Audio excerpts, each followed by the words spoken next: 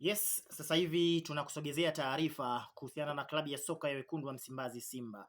Ni uchambuzi pamoja na tetesi ambazo zinaonyesha kwamba klabu ya wekundu wa Msimbazi Simba imepanga kufanya mabadiliko makubwa katika kikosi chake mwishoni mwa msimu huu.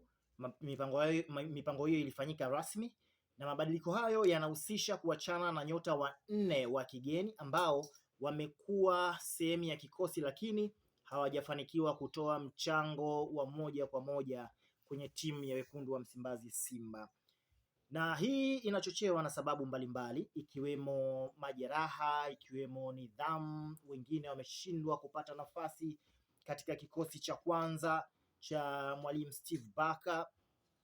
Na sasa hivi nianze kukuletea taarifa hii kwa kuanzia na mshambuliaji Jonathan Sowa ambaye ameonekana amewekwa katika orodha ya wachezaji watakaotemwa kutokana na matatizo ya nidhamu. Nidhamu imekuwa kipengele ambacho kinapewa kipaumbele na uongozi wa wekundu wa Msimbazi Simba. Mara nyingi huamua mustakabali wa mchezaji ndani ya klabu ya Simba. Na kimsingi hali ya Soa inaonekana kuathiri nafasi yake na kupelekea uongozi kufikiria kumalizana na yeye ama kuachana naye.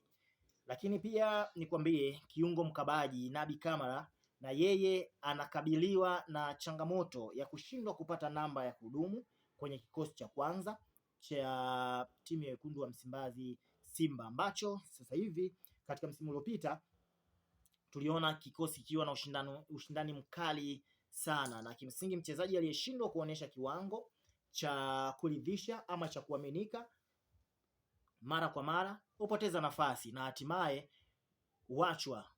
Kamara amekuwa akihusishwa na kutokuwa na mchango wa moja kwa moja kwenye timu ya wekundu wa Msimbazi Simba, jambo ambalo linamfanya aonekane hana nafasi ya kudumu ndani ya klabu ya wekundu wa Msimbazi Simba. Lakini kuna nyota mwingine ambaye alikuja kwa mbwembwe kwelikweli, Mohamed Bajaber, kiungo mshambuliaji ambaye amekumbwa na changamoto ya majeraha ya mara kwa mara.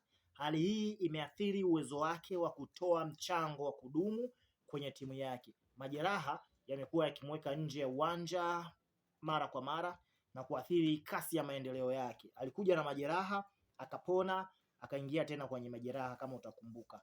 Simba imeona kwa hali hiyo vyema ni kama wataweza kumwacha mchezaji huyo ili aweze kupata muda mrefu wa kuuguza majeraha mpaka pale atakapoweza kurejea tena katika kabumbu, ama kama kuna timu inamhitaji basi inaweza ikamchukua.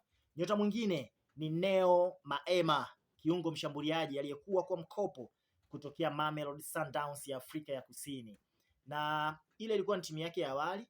Baada ya kumaliza muda wake wa mkopo, uongozi wa Simba haujaridhishwa na kiwango chake. Umeona kwamba hakuna mchango wa kutosha katika kikosi cha Simba. Hali hii ambayo inapelekea klabu kutofikiria kumwongezea muda wake wa mkopo tena. Mabadiliko haya yanaweza